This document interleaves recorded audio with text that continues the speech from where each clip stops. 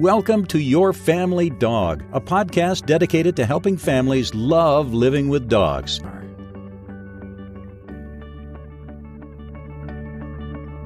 Hi, welcome back to Your Family Dog. I'm Julie Fudge Smith, and I'm here with Ms. Tina Spring, dog trainer par excellence. And today we are going to talk about training and what it is, perhaps what it isn't, and how management is an important part of training, and perhaps a solution that we've talked about in the past, that management oftentimes will lead you to the solution that you want, but why management might actually be, in many ways, the way in which you want to train your dog. So I had an example of it. I have a client who has a lovely Greater Swiss Mountain Dog who is fairly young, and he wants the dog to learn to go up and down the stairs sort of on command. And at first he said to me, I want the dog to go down. I want him to sit either at the top or the bottom and to go either up or down the stairs after the people. And I thought about that and I said, okay, we can do that. And I thought to myself, my dogs all know how to go up and down the stairs. They know what side of the stairs I want them to be on. They know to go up when I tell them to go up, and they know to go down when I tell them to go down. And how in the world did I teach them that? Because I did not write this protocol down. I did not go, I am going to teach my dogs to go sanely up and down the stairs. So I thought about it seriously for a whole week, because apparently that's how slow my brain works. Thinking to myself, what did I do to teach these dogs to go up and down the stairs? And what I realized was the protocol was actually very simple. I just decided how I wanted them to go down the stairs, and then we did that every time. So, for example, my back stairs have a curve that's kind of tight, and I have big dogs. And if you're on the inside of the curve, you will lose your footing and fall down the stairs. So I trained them all to go on the outside of the steps against the outside wall. So how did I do that? I did that basically by body blocking the inside curve, so that in order for them to either go up or down the stairs, they had to be on the outside of the curve. And we just did that every single time you went up and down the stairs. And when they were little, I generally didn't want them going up and down the stairs without me anyway. So I had a gate at the top or the bottom, so I could be there to help them go down the stairs on the right side. And every time you would go down the stairs from the top, I'd point and say, go down. And they would start, and I would make sure they were on the outside. And in reverse, when we were coming up the stairs, I would body block the side I didn't want them to go on. And I'd say, go up. And I'd point, and they would start up the stairs. Until now, they go up and down the stairs on cue, and they will wait either at the top or the bottom for me. And I thought to myself, this is not something I sat down and thought, okay, today we are going to learn how to go up and down the stairs. Instead, what I did was sort of set a protocol by which we went up and down the stairs, and just held to that protocol and helped and hoped. I'd like to say that everybody in the household was more than cooperative on this protocol and joined in and did it exactly the way I wanted it to do every single time. It was perfect every time. It was perfect every time in someone else's house, certainly not in mine. But it was basically in place. And as a result, my dogs learned fairly quickly, I think. I don't really know the time frame. I just know that they learned. So I got to think. Right, like one day you just found you didn't have to say it, or one day you found you didn't have to crowd them to get them in the correct position. They just learned that that's how we do it. Right, or I was at the top of the stairs, I had an armful of laundry or something, and I looked at Zuzu and said, go down. And she went down the right side of the stairs and ended up at the bottom. And I'm like, wow, okay, that worked. Right, so I think families sometimes think training is this thing that you set aside time in your life to do, when my experience is the vast majority of the time, like, we're training all the time, like parenting, right? Our children, our dogs, our spouses, our partners, our coworkers give us thousands of opportunities to get it right. And I think for the average family that I'm working with, we start with the things that their dog is making their blood pressure go for a personal best first. And then we start to get into some of the more elegant stuff. So the stairs one, I think, is a really great example. I get a lot of people who tell me they want the dog to wait for them to go up and down the stairs. And I don't train it that way. No, I don't either. Because if it all goes wrong, right? If somebody rings the doorbell when you're pregnant and you're halfway down the stairs, the dog's going to take you out at the knees. Like, because they're going to screw it up because they're young, silly, enthusiastic dogs, or if it's your great grandmother, right? Somebody's going to get hurt. So for me, I'm often where I would say I'm maybe super helpful with a family is to say, okay, well, while that seems good in theory, this little adjustment might make it a little bit more foolproof. Right? Because what you want is I want my eyes on the dog. I want to know where the dog is at all points, because if I'm got a basket full of laundry and you're behind me and I can't see you, I'm pretty much, I don't know, there's somewhere around 100% guarantee that this is not going to end well. Right. And it's never the dog that gets hurt. No. It's always me. Yeah. So here I've got, ass over tea kettle, right? And the laundry's everywhere, and the dog's sitting in the middle of the dirty underwear going, can we go out now? Just like, why are you crying? So I broke my coccyx going up and down stairs in socks. I was going down the stairs and my heel slipped out from under me. Thank goodness the dogs all knew to go down the stairs in front of me, so I didn't land on anybody.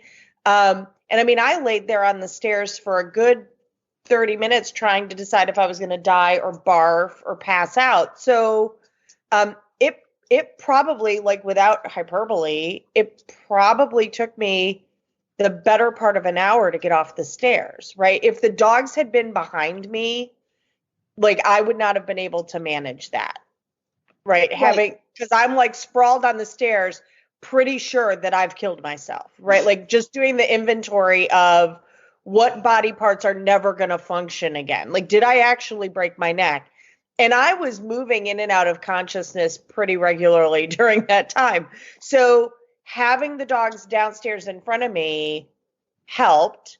My sweet Doberman, who was like Cary Grant, came up, checked on his dying mother, thought, crud, nobody's going to make us dinner, and just laid on the stairs and hung out with me.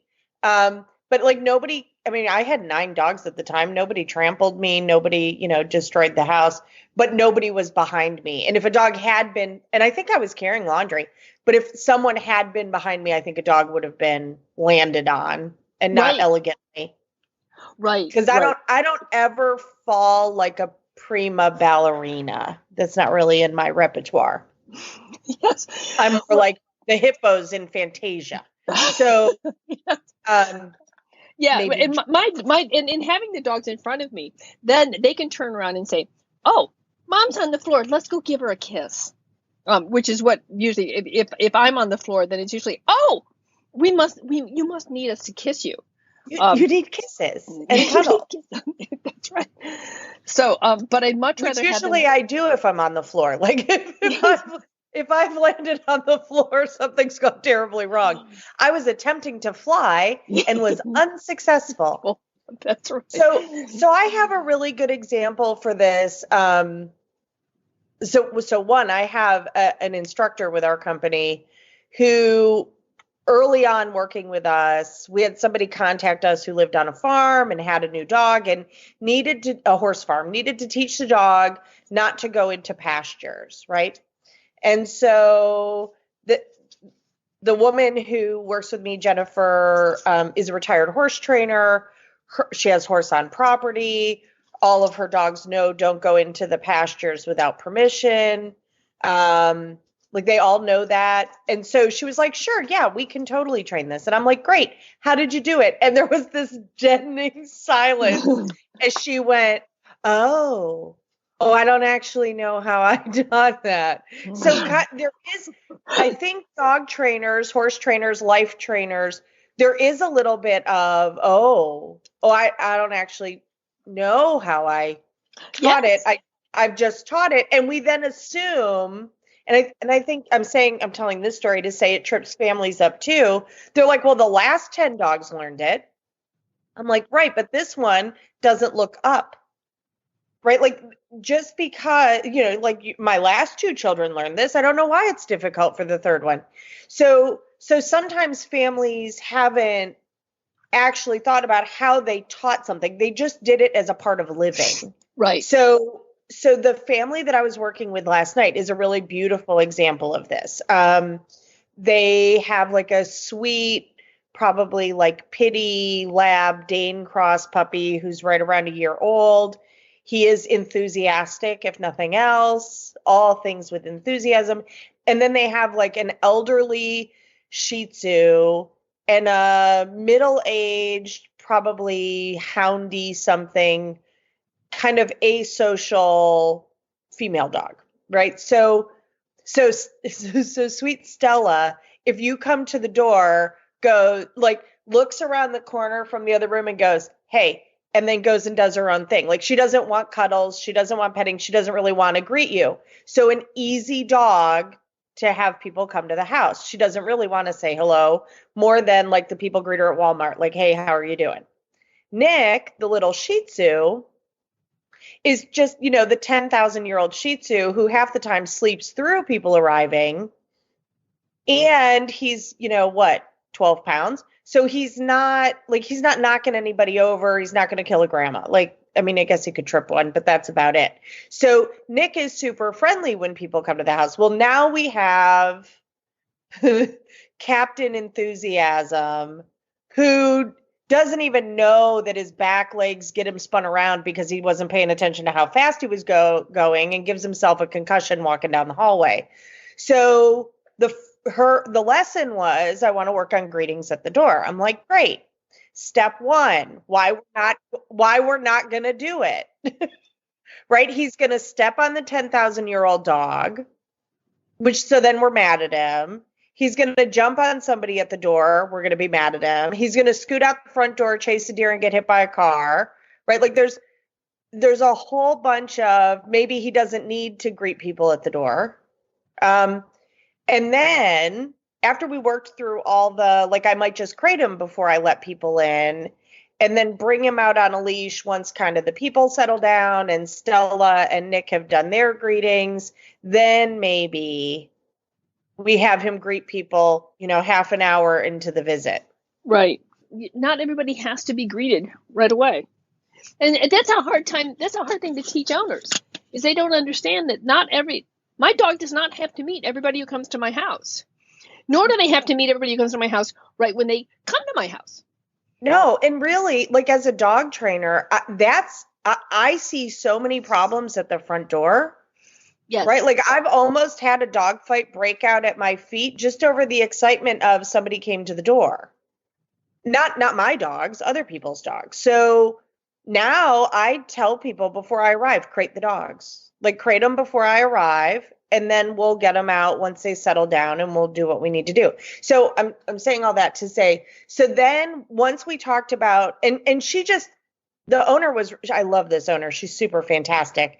And one of the things she said is, I never thought about it, that we've always had easygoing, not a conflict, not really super crazy. And there's one enthusiastic dog, there's one not enthusiastic dog. Nobody's been 10,000 years old, right? I haven't had a puppy in this kind of situation before. And never anything this big. So she's like, I love the answer that he doesn't have to greet anybody. And I was like, okay, good. I'm glad. I thought I was going to make you mad. But then the next piece was we were going to work on the jumping up and door manners and all that stuff so that she had tools of how to do it for when they're ready to try, when he's 9. So that's right. When he settles down, right? So we started with, he's already conditioned to lay on his dog bed. He knows that. He was offering that behavior. I was like, brilliant. That will make chicken happen. And then I would start to approach. If he sat up, I went, oh, you're too excited. And I backed up, and then he would lay down on his bed again until I could close the whole distance. And I'm tossing chicken when he's getting it right and giving him good support. And he was brilliant. There was no jumping on the dog trainer, which is a departure from the first lesson where the dog trainer had hoof prints on her forehead. Owner's Right. like over the moon, happy, awesome. This is way better. I'm like, great. And he did have a leash on so we could manage him. Then he's laying on his dog bed. We kind of set the dog bed so he could see the front door. And I started just classically conditioning. Jiggle the door lock, throw chicken. Jiggle the door lock, throw chicken. And the owner got to see that each step of opening the door made him more excited and edgy. And that what I really did was conditioned, like, oh, that doesn't actually mean anything. Like I unlocked and unlocked that door 50 times until he stayed just as relaxed as he was hanging out on the bed eating chicken as he was about the door lock happening. Then I did the same thing for rattling the doorknob. Then we did unlock the door and the doorknob. Eventually, we were cracking the door open and closing it again. And she got to see how difficult all of those individual steps were for him to manage. Right. And that's separate from a human coming in the door. So he was already amped up and excited. Right. That's all going to break down again because all that training is kind of like, well, that's all training, but there's nobody there. But I add in the excitement of a person. Well, right. And for goodness sakes, right? Like, we just talked about that for this sweet puppy boy, for Captain Enthusiasm, this is a really big ask for an adolescent puppy boy who's still growing and isn't really entirely sure where his back legs are. So it was really beautiful for her. And she actually pointed this out before I left. She was like, I am so glad that we did this, because I didn't think any of those other pieces actually impacted him. Right. Right. And I was like, right. I mean, like so it's not really so much that, I mean, his greeting of strangers might not actually be as enthusiastic as she thinks it is. It may be all the things that happen. The doorbell rings, the knocking happens, the screen door opens, she unlocks the door, she unlocks the other lock, she opens the door. All of that stuff has to be conditioned as much as greeting the person, because for him, that is all part of the same process. And it's a little bit like, we've climbed the mountain in the roller coaster and the door opening is the tipping over. And now we have all that behavioral gravity moving in the direction of lose your marbles and embed them in the neighbor's walls. So, I talked about what the next steps would be. Now, it was frigid here by Georgia standards. So we did not practice me on the front porch, open the door, throw chicken in, close the door, because I didn't want to let their heat out. But like showing her and talking through, here are all the steps. If you already have a problem, like what have you accidentally been building? And that, I think, for most families is a real gift, that they sometimes go, oh, here I thought it was just the dog, or it was just greeting the stranger. And it's not. It's all the stuff that happens before that. To which all of those have to be desensitized. You have to counter condition to all of those things, because any one of them, because who knows how big of a trigger any one of those are. And if you haven't taken care of that one trigger, it may set off the whole chain reaction. Right. And that's where the beauty of management, right? If this puppy's in the crate and all of the pieces happen and he loses his marbles, well, he still didn't jump on anybody. He was in his crate. So often that management piece, and I love that, like, you're totally on board with this, that the management piece is a teacher. It's another set of hands, right? Like I don't need another human. I can utilize the crate. I can utilize a really strong settle mat cue. I can utilize a gate. I can utilize an indoor tether. I can utilize a leash and have some really, or an X pen, and have really excellent, there's an extra little bit of me when I need more me. Right. Right. Because the other thing I think that gives me the opportunity, I've got a client whose dogs are reactive to people coming through the door as well. Well, they're reactive to people, period. They're very space and touch sensitive. And one of the things I was talking about, and what you're doing here too, is the idea of trigger stacking. So what you have is that it's not just the person. It's all those little triggers lined up together. Each one amps me up a little bit more and a little bit more and a little bit more and a little bit more. So you have to sort of counter condition all of those triggers, because what happens is if you want to give them a number of, say when my dog hits the number 10, right, I lose it, right? So if each one of these triggers, and there's 12 triggers, is a 1, they stack up into a 12, and you know that your dog is going to go over the top.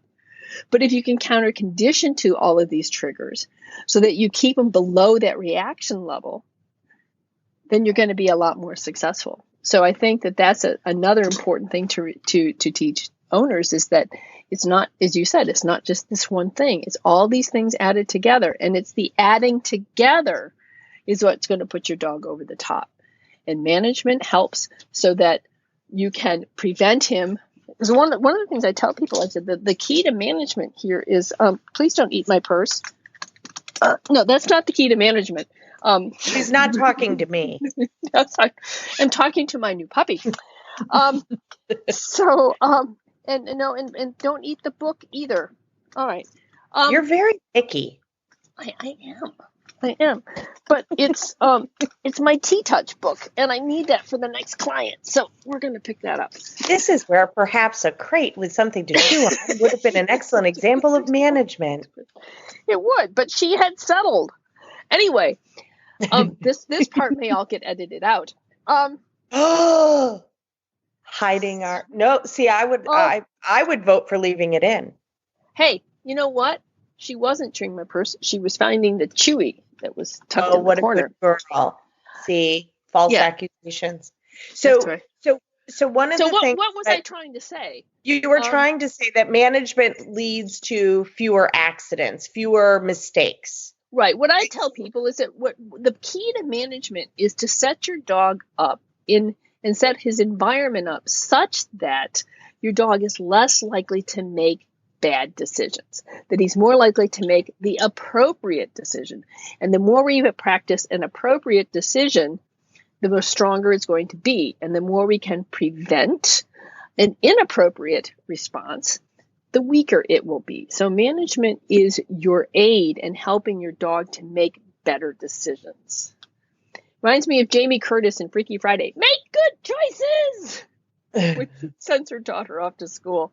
And that's kind of what I see management as. Management helps your dogs to make good choices. Right. Well, and it also allows you to get it wrong.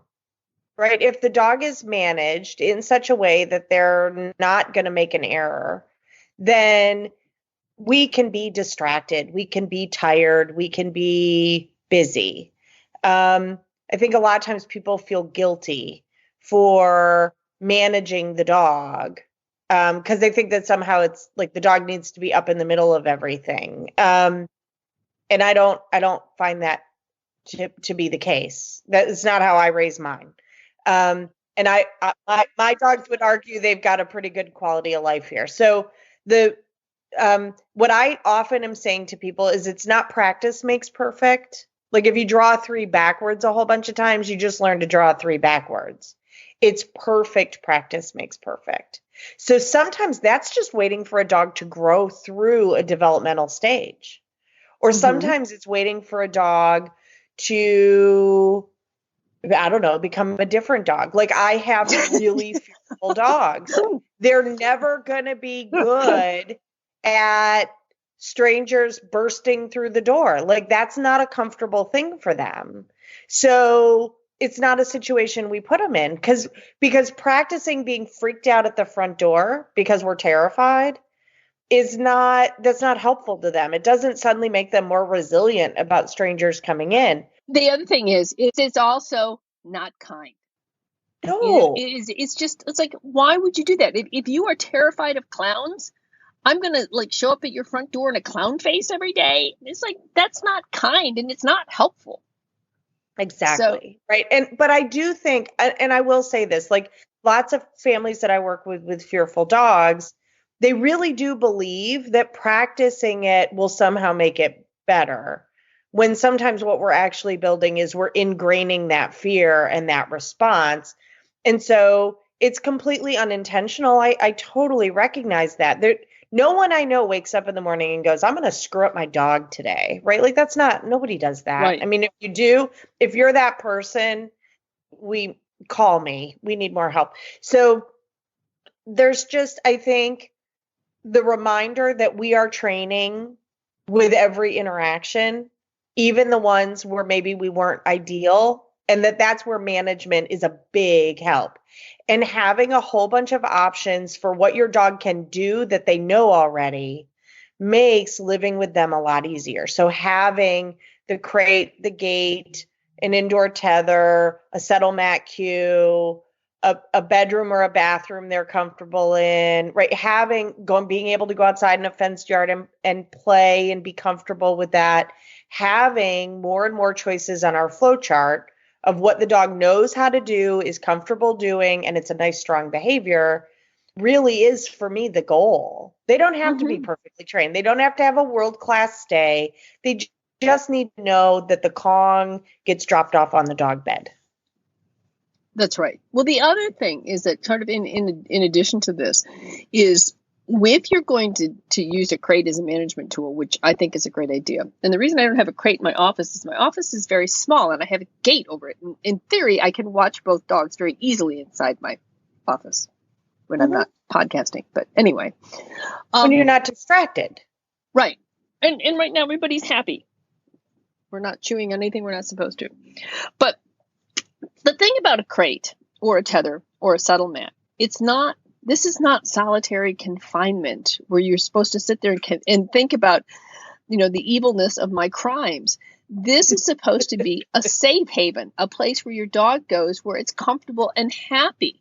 So one of the things, like I was working with a client last night where I was talking about, we need to create a safe haven for your dog who has a really, really hard time with people coming to your house, so that this dog can have a place to go where it's happy. There's, like, through a dog's ear music, and there's a comfy bed inside my crate, and there's some lavender and maybe some DAP diffusing into the bedroom, and there's a nice tasty Kong for me, so that this is a place where the dog may actively choose to go to when I need a timeout. And I talk about when my grandkids were living here, and Zuzu, who came from a house with 9 dogs and no kids to a house with no other dogs and 4 kids all under the age of 8, found it a bit challenging. And so I set up my office as what we called Zuzu's Alone Zone. So there was a little sign on the gate that said Zuzu's Alone Zone, where she could go, and there was her bed and toys and a DAP diffuser.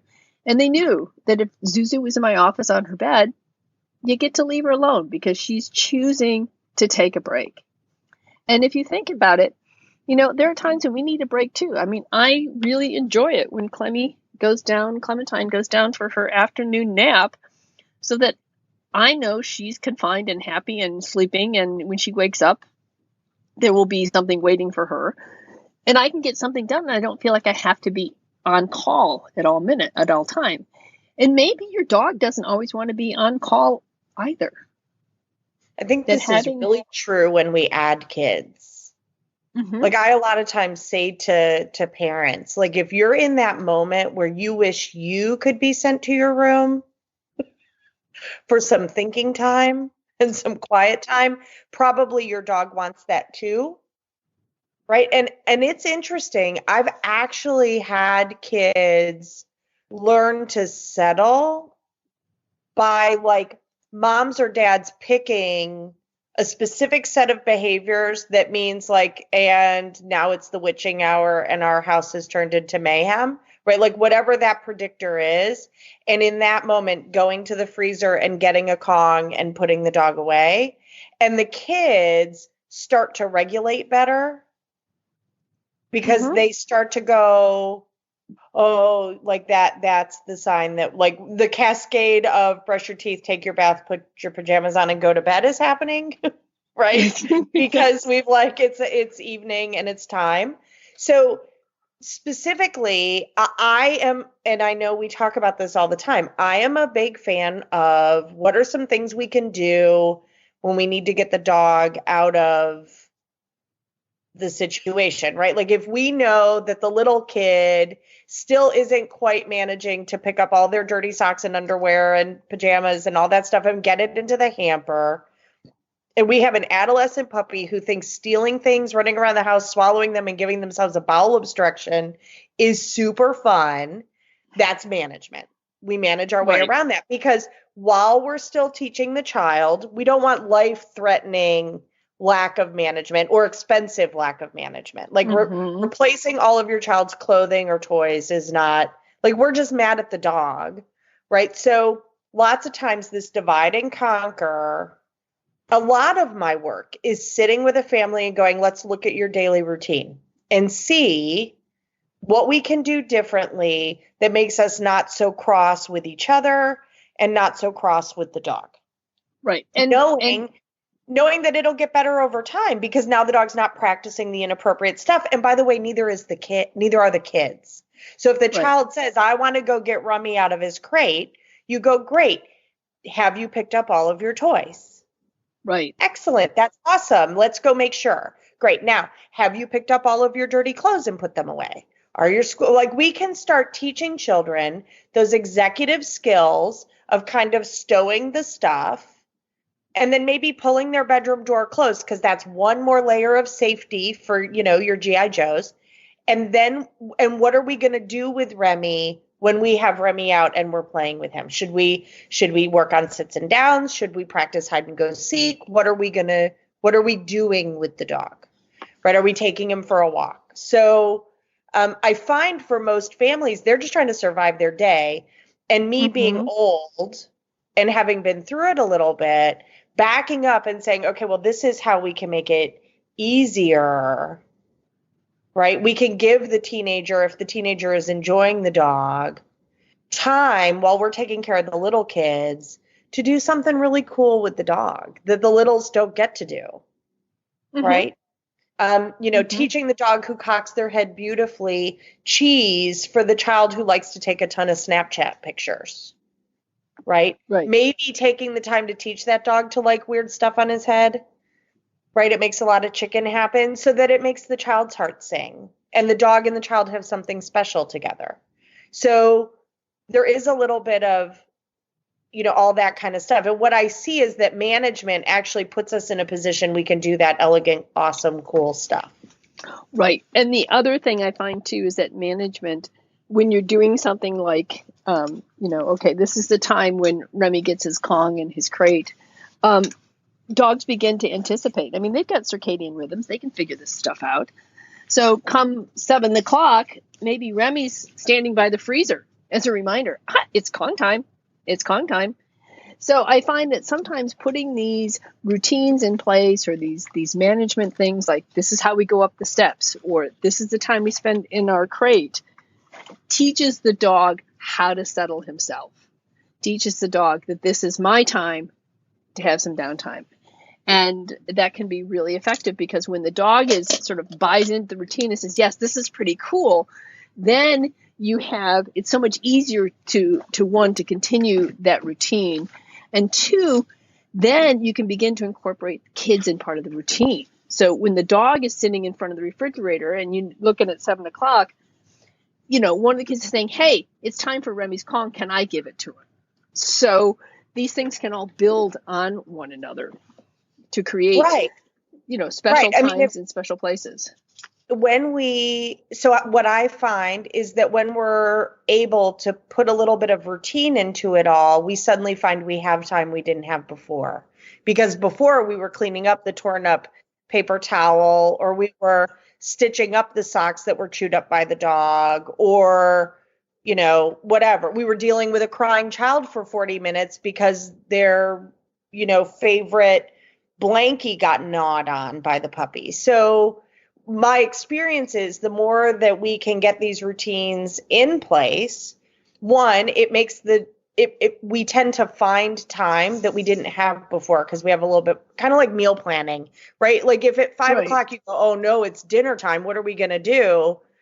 That's a really different experience in life and a lot more stressful than knowing like, hey, all of the ingredients for the Southwestern chicken soup are ready to go. And that's what we're going to do for dinner tonight. We already have a plan. It's already in the pot warming up. So, I think families are really pinched a lot of the time. And one of the things that I try to be really cognizant of is I never ever want a family to feel like I'm telling them they're not doing enough. Most of the time I'm telling them they're doing too much, and that I want them to actually like make the time with their dog quality, not so much quantity. The dog will be happier for it, and so will the whole family. And what I find is the more that quality time happens, the less we're having a fuss, and the more the dog gets integrated into things, because we've built on success instead of building on negative attention seeking. Right. And so management becomes really effective during those times when you can't have that quality time, that the dog is being happily managed.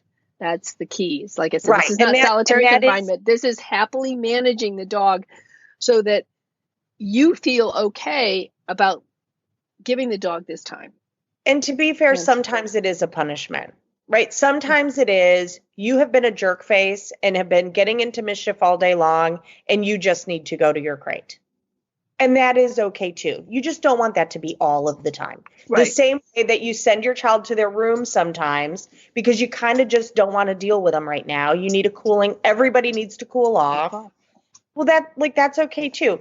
Honestly, if a child barfs in the middle of the room, you are not going to be going to the kitchen freezer and grabbing a Kong to put your dog away. You're going to be stuffing a dog in a crate unceremoniously, right? Because it's a 911. We have an emergency. So you just, I think sometimes dog trainers accidentally, with the best of intentions, set kind of impossible goals for families. And I'm much more about realistic goals.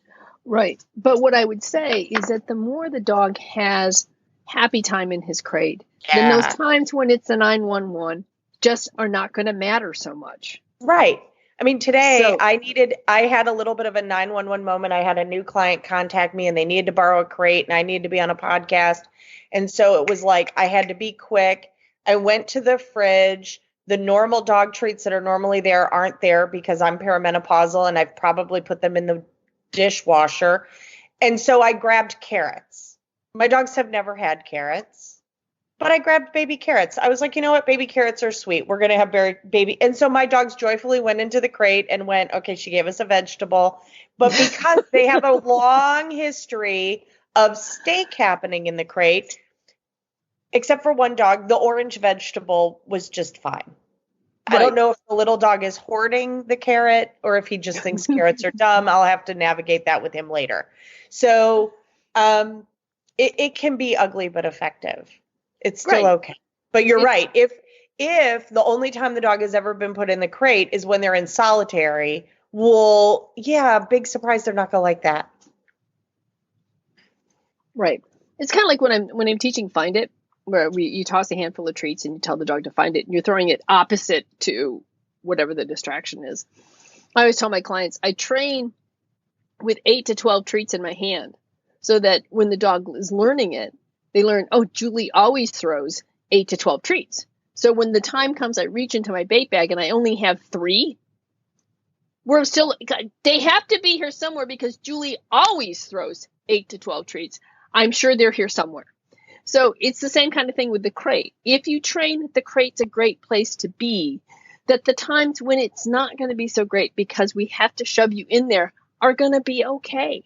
They're not going to have these long-term consequences because it's going to be like, okay, my owner is like malfunctioning somehow today. I bet next time it'll be okay. Yeah. Right. And I will say, so Jack is just getting ready to turn 5. Marco just turned 6. Pug is 6. Each of them have places that on their own they have turned into their little, when I need to get away, but I don't want to be outside or in my crate, where do I go lay down? I sometimes, like Jack goes and lays on the guest room bed. That is his favorite spot.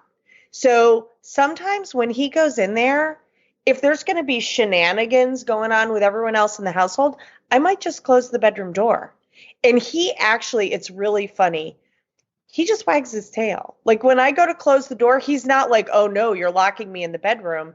He's like, awesome. I get to hang out on the bed by myself without the cat or the pug, right? So I do think there's a little bit of where does your dog gravitate to, right? If I'm seeing that my dog sneaks off to the guest room bedroom every time I'm running the sewing machine, maybe the sewing machine is a little bit stressful and maybe it makes a weird sound that I can't hear that he can, but it doesn't bother him in the guest room bed. So I might say, hey, why don't you go to the guest room instead of hanging out right here where I'm running the sewing machine? Mm-hmm. Mm-hmm. Yeah. So management isn't always the crate. It can be a gate. It can be a door. It can be all sorts of things. But it is about the dog being relaxed and comfortable there. Right. And just because when you introduced it when they were an 8-week-old puppy and they hated it, does not mean that they're always going to hate it. Mm-hmm.